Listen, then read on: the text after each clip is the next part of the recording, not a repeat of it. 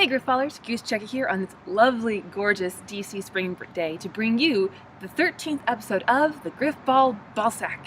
First up tonight, we have Receptor 17, and he asked, if the sport of Grifball was personified as an alcoholic beverage, what would it be and why? I think Grifball would be a fuzzy navel because it's awesome and I like it. And it's orange, and I think a lot of people who play Grifball might actually have, fuzzy navels. Ooh. Taco Power PhD asked, forget what can be done to make Grifball better. What is the absolute worst thing that must be avoided to keep Grifball from getting worse? I really think it's just keeping Grifball relevant. We don't want to get stagnant. We don't want to get comfortable with where we're at. We can always do things bigger and better and more exciting. And I know, at the Hub, we really push that. And I think that would be the death of Grifball, is if we stopped innovating, if we just got comfortable where we were. Suit Guy Esquire asked, letting you play more. I don't know. That's not even a question. So Germanicus asked, why must Cal send me messages saying, love me, germ? Well, either he wants you to love him, or he loves himself, some germ, or it's maybe a commentary on his preference for hygiene issues. Next up is Delta Sidearm, and he asked, what are your thoughts on Google Glass?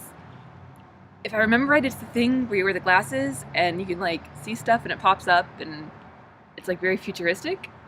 I guess that's my thought on it, is I'm not really quite sure what it is, but it sounds really futuristic and cool. Jubilee Gibbets asked, Dear Goose, congrats on the Kickstarter. Yay! My question is, who would win in a race, Sonic or the Flash? I would have to go with Sonic because I think the Flash would get arrested for indecent exposure. Cal Bulgarian asked, who is your favorite character on Game of Thrones? No spoilers. Well, it's tough because I've read all the books, but the TV show kind of portrays them differently. But I'd have to say there's a tie. Probably Tyrion and Arya are my favorite, although in the television show, Shay is pretty badass. Razor asked, who is your favorite DC superhero, and who is your favorite DC supervillain? DC superhero is really tough. It's kind of a close tie between two, but I'm going to go with Senator Barbara Mikulski. She's from Maryland, so she lives in Maryland, but she works in DC. There we go, DC. And she's the longest serving female senator ever of all time, and she's a huge champion for equality. So, she has the crazy idea that women should be treated as human beings and, make the same amount of money as male counterparts for doing the same job, and that people shouldn't be discriminated against based on their gender, their ethnicity, their culture, their sexual preference. So she's definitely a superhero in my book.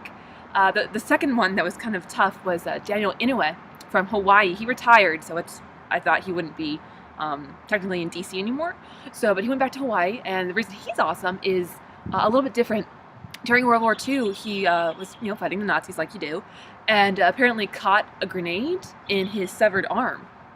And he took his arm and he chucked it back at the Nazis with the grenade in it. And I think that's pretty badass. It's pretty badass.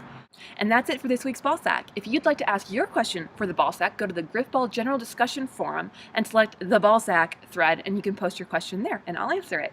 So I hope you enjoyed the Ballsack number 13, and stay tuned for tonight's game, or it's a scrimmage between Ways and Means Committee and What the Griff.